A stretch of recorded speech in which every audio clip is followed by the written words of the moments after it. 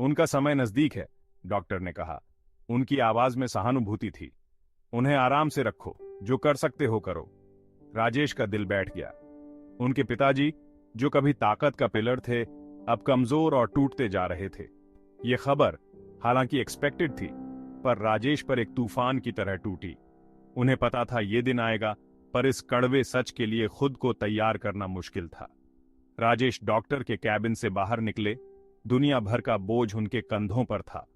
आसमान भी मानो उनके गम में डूबा हुआ था, घने बादलों से भरा हुआ।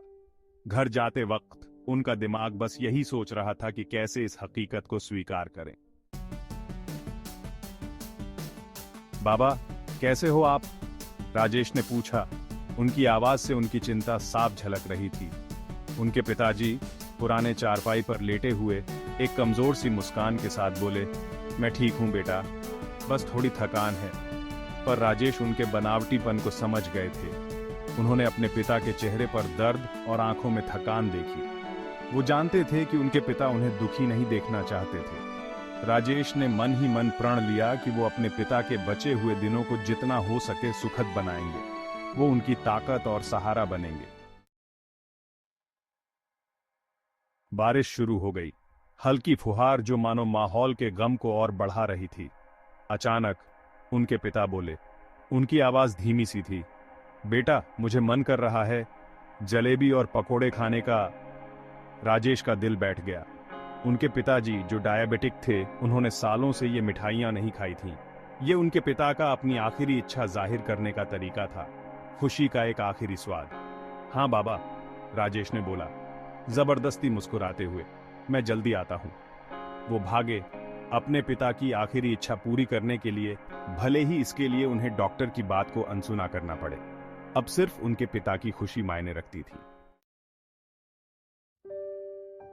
राजेश वापस आए गर्मा गर्म जलेबियों और पकोड़ों के साथ, जिनकी खुशबू से पूरा कमरा महक गया।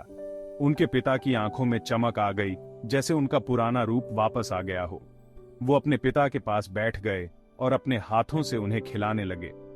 हर निवाला जो उनके पिता लेते थे, उन्हें पल भर के लिए खुशी देता था। शुक्रिया बेटा, उनके पिता ने कहा। उनकी आवाज धीमी थी, लेकिन कृतज्ञता से भरी हुई थी। तुम एक अच्छे बेटे हो। ये शब्द सरल लेकिन गहरे राजेश के दिल को छू गए। जैसे ही बारिश थमी, एक अजीब सी शांति कमरे में छा गई। उनके पिता की सांसें धीमी होने लगी। राजेश के हाथ पर उनकी पकड़ कमजोर होती गई। बेटा, वो बोले, उनकी आवाज धीमी होती जा रही थी। मेरा दाना पानी अब पूरा हुआ। राजेश के चेहरे से आंसू बहने लगे।